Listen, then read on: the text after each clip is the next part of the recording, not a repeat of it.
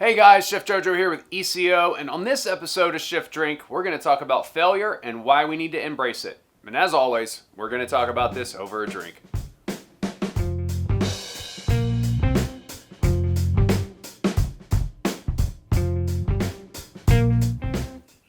Wow. Well, failure. We will not fail. Failure is not an option. How many of you guys have heard that before? You know what I think is interesting is that I think it's very naive. I think there's a nuance and an embrace of failure that we all need to get more comfortable with. I read earlier today or saw somewhere today, it said, pain is when weakness is leaving the body. That's a very special forces thing to say. But I think a lot of times, we take what we do in such a high regard. We take it so seriously. But how many times when you thought of that menu item or writing that menu or doing that dish, did you have to cook it, to tweak it, to get it to where you wanted it to be? 20? I don't know, 6, 4, 3? There's always a draft 1, 2, and 3. And those are all small failures. I think I can't get behind, failure is okay, so it's not a big deal that you burnt 400 fillets 20 minutes before the banquet was supposed to go out. Yeah, you're still going to get your ass chewed out for that. Guaranteed. However, I think as a group, as a force inside our industry, chefs can be very critical about failure. But we have to embrace it. And David Chang talks about that recipe process where you know that some of these dishes aren't going to come out the way you want. You have to go back and work it. I mean, you know that the first time you make something, it's not going to be perfect and you have to work towards it getting better. So why is that okay? But other type of failures are just totally not all right. It's because you're only as good as your last plate? I don't know. I mean, you are only as good as your last plate. I say it all the time. And yet, I still go to work every day. I still push myself to get up. I think here's the difference that I want to talk about, and I kind of want to try to capture it as best as I can. We are going to fail in everything that we try to do. That's right. That's what happens. That's what's supposed to happen. You're supposed to fail because guess what? That way you can learn. You can turn around and go, oh, yeah, I shouldn't have done that. That was stupid. I need to go back and not do that again. So failure's coming your way. If life hasn't punched you in the face yet, then you haven't lived long enough. Because I promise you, you live on this planet long enough, life will knock you down. I've always heard people say that. And I'm like, what are they talking about? And I'm like, oh yeah. Life does kick your ass a lot. And that is a failure coming your way. You got to embrace it. But here's the deal.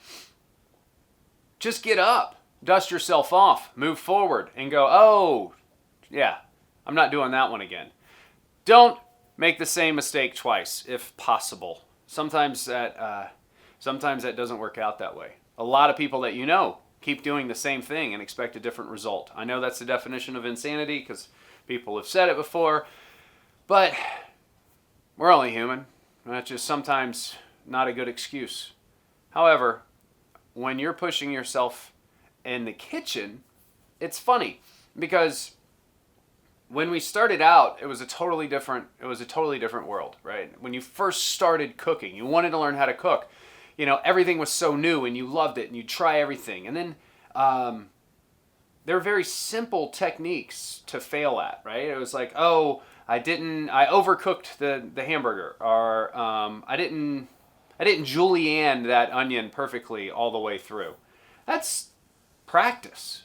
There's a very good correlation between being a musician and being a chef. And I know that I have different thoughts on that, but as far as failure goes, we're going to run with this one.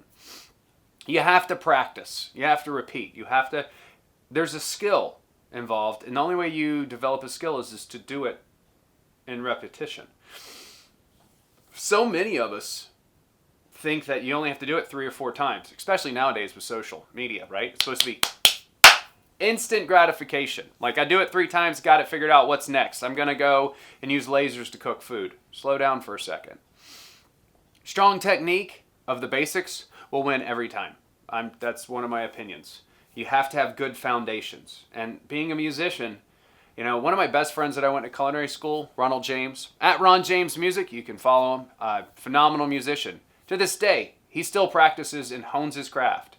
And I don't know how many chefs or cooks are continually practicing. Now, is everything that you do at work, you're practicing? You know, I get it. You've learned how to julienne an onion, but are your techniques super strong? I mean, there's ways around techniques. There's an entire market that develops things so you don't have to make, you know, hell, you don't even have to make, you know, creme brulee from scratch anymore. Forget about tempering those eggs. Just use this powder. Add some milk. There's a lot of that. And I think there's a part that in the beginning, that's all you were worried about, is learning that recipe technique. And that's what made you a good cook. And then you become a chef and you're cooking or developing a team. Now, it's a little different for me, right? Because I'm now a director of operations and an executive chef. And even as the executive chef, when you're overseeing like a big property, sometimes it's really hard to get down in the trenches when you oversee a staff of 300 people. So a lot of times you're in the meetings, you're worried about forecasts and budgets, and you know, you don't get to practice or hone your craft.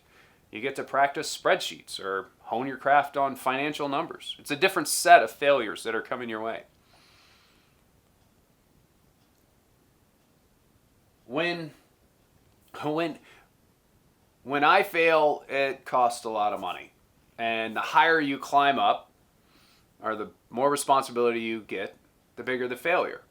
But what I find to be interesting is the fact that some people are so terrified, absolutely terrified of failing, that they don't even try. So don't be one of those people. Understand that you have to take risks. You have to push yourself. You have to be uncomfortable to learn to a certain extent. When you're in that uncomfortable zone, not the comfort level, the uncomfortable zone, that's when you're learning. And it's hard to put yourself there because failure is not fun. But flip it and look for it.